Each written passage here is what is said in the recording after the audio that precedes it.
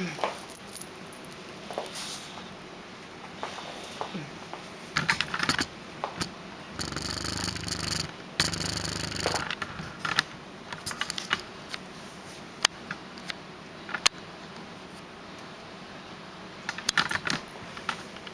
in America are about 10 times as likely to get pregnant than teens in Switzerland. This was done by a study in 2012 by the U.S. National Library of Medicine. I have prepared this speech about sexual education to talk about the correct information that should be taught around schools, as well as how it is proved to help positively in other cultures and the impact it can have on our nation's future adults.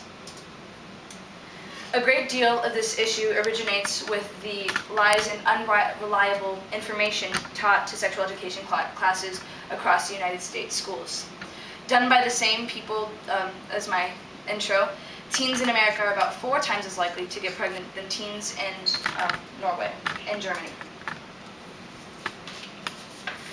There are no regulations over what can be taught in sex ed in this country. In fact, only 13 out of the 21 states that mandate that we have sexual education demand that the information be accurate. This was done by the Guttmacher Institute Police Records. Here are a few of the examples of unreliable information. With STDs, that stands for sexually transmitted diseases, they are usually providing pictures of infected genitalia, which may be accurate, yet most STDs may not seem like anything is wrong, and the only way to know is if you get tested. Next is with the same-sex intercourse, as a topic that not many classes even bring up at all. They make an assumption that everyone in the class is heterosexual when they do not discuss the costs that homosexual relations can have in the same subject. These courses make it seem that what they are teaching is all you need to know, and that they should not be curious and go into any more deeper research, which should be encouraged. The reason of this is they do this and also show you bring more information in a shorter amount of time, as well as more accurate information from both sides of the story. Many schools now teach strict abstinence, which this is the best way to stay healthy and not get pregnant. Many teens will go into these acts anyway and not take into consideration contraceptions, and their safety precautions are ignored. Often this is because of the difficulty of receiving these types of contraceptives. For example, birth control pills are not over the counter and actually take a lot of time and money to get a hold of, as well as there's a strict schedule that not many people can keep ahead of. Also, condoms are a great way to protect yourself, yet these are not usually given descriptions of, or so many teens will instead skip this entirely and go on and not only risk themselves but their partner to unprotected sex and things that can give themselves diseases. As for shame, many people like Pam Stencil, who teaches, who is a abstinent educator who teaches almost 500,000 students each year, teach that the more sexually active you are, the more used up you will be and undesirable you will be to a potential husband or wife. This should never be discussed to anybody, but this is also more directed to women.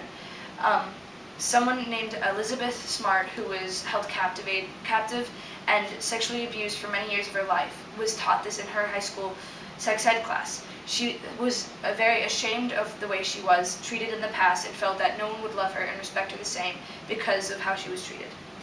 This topic should be unashamed and have more awareness and be less awkwardly discussed with more people.